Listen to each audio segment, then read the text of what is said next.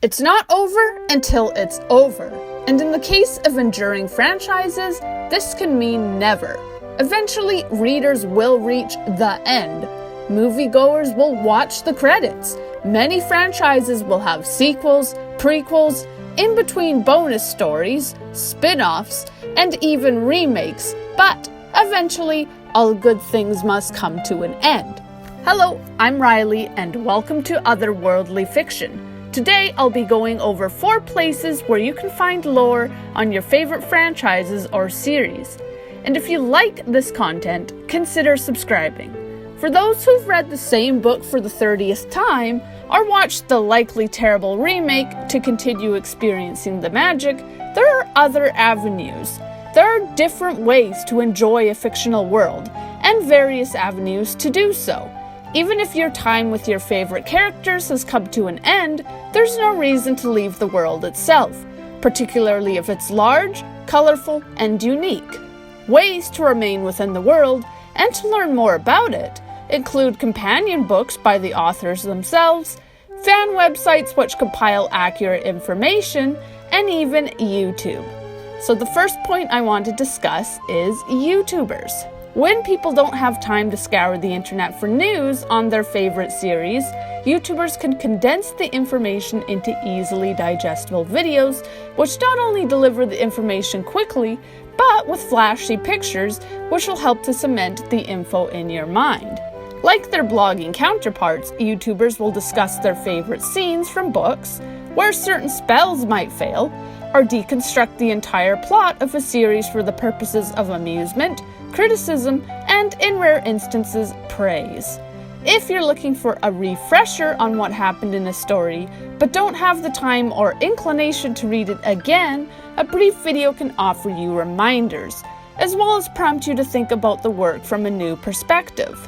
Some creators simply want to talk about the story itself, happily sharing information you might have missed. This information is technically in the work itself, but due to the story being busy, or to our brains only being able to retain so much information, these facts either become forgotten or overlooked entirely. A YouTuber, for example, might do a video listing all of the known animals which a wizard can have for their Patronus. A YouTuber might do a video on all of the Greek figures or biblical archetypes which play a role in the Chronicles of Narnia. Some might even offer a video on character backstories for those who only saw the movie version.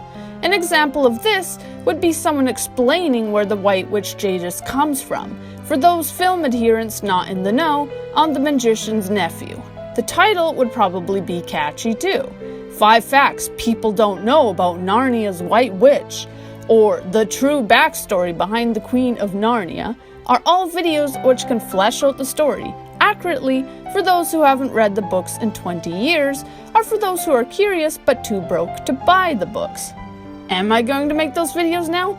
Honestly, since I wrote that sentence, I'm considering it, and I'll include links below when and if I do.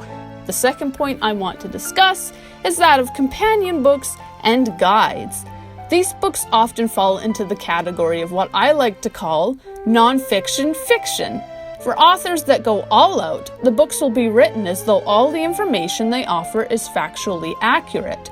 The author may write under a character's pseudonym, taking on a textbook style when delivering the information, as well as referencing characters from the story's world as though they were real people. A classic example would be the various companion books written for Harry Potter, which include Fantastic Beasts and Where to Find Them, Quidditch Through the Ages, and even the Tales of Beedle the Bard. The last book is a collection of fairy tales written within a collection of fantasy novels. Alongside the stories by Beetle are essays by Dumbledore, who offers his commentary on the works, the way a writer in real life might offer insight on Cinderella. This added layer makes the short stories, and the world to which they belong, all the more real in a sense, as well as providing a few more moments with Dumbledore, allowing us to connect with him as a person who sometimes takes a break from fighting Death Eaters to write literary articles. In essence, we are given a chance to see who the character is outside of the story. Other authors take a more detached approach. When listing family trees or character backstories, They write the book as though the subject matter is fictitious.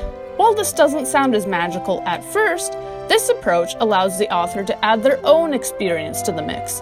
An author may say she wrote Book 3 as a result of being inspired by Nordic myths, or may relate a scene from the book to an experience she faced in real life. Some books are a mixture. Twilight's official illustrated guide features character backstories, family trees, and more details on the Valkyrie, along with facts about the author herself, including the music which inspired her writing and how she had the idea for Twilight in the first place. Many of the largest fantasy universes have these companion guides, including George R.R. Martin's Game of Thrones, Cassandra Clare's Shadowhunter world, and Aaron Hunter's Warrior series. These books go into family histories, backstories, origin tales, and more, fleshing out the worlds in their own ways. The third place to get information is author websites. Author websites can act as digital versions to companion novels, though many still feel information introduced this way can't always be seen as official, particularly if it's shared in a casual comment or off-the-cuff blog.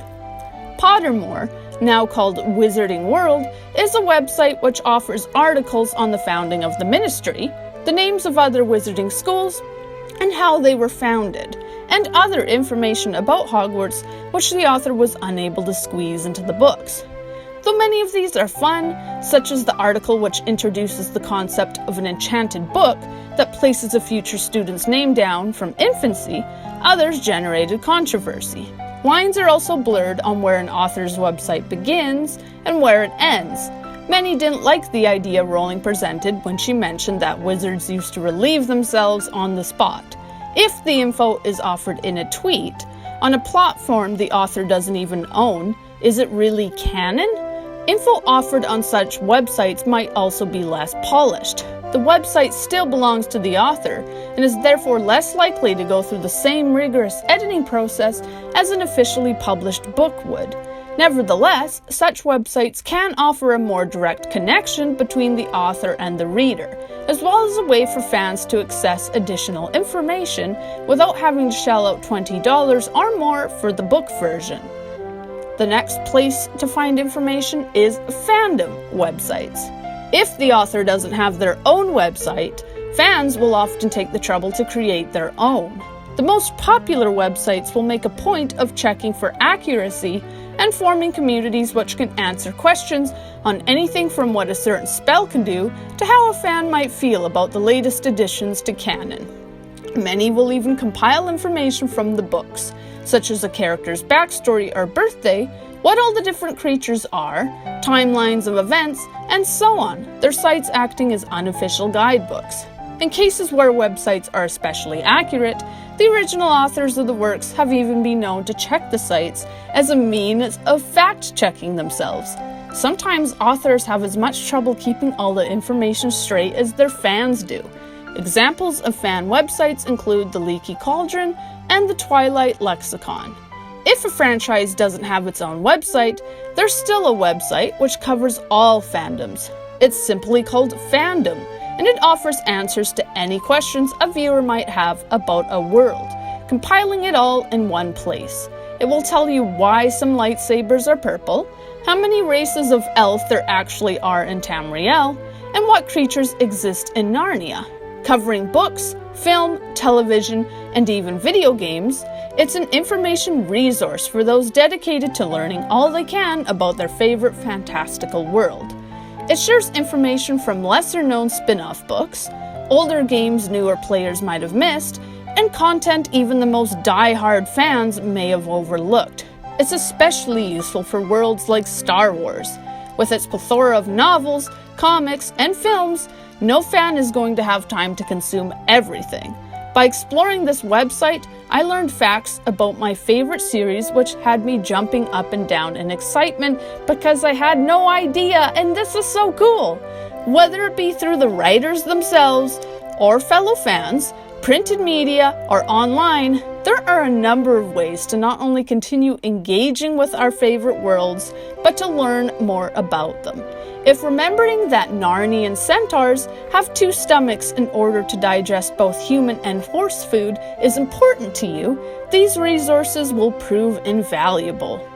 Where do you go to find information on your favorite worlds? Do you love it when an author gives you more information, or do you hate it? I'd love to know. And if you enjoyed this video, please remember to like and subscribe. Thank you for listening.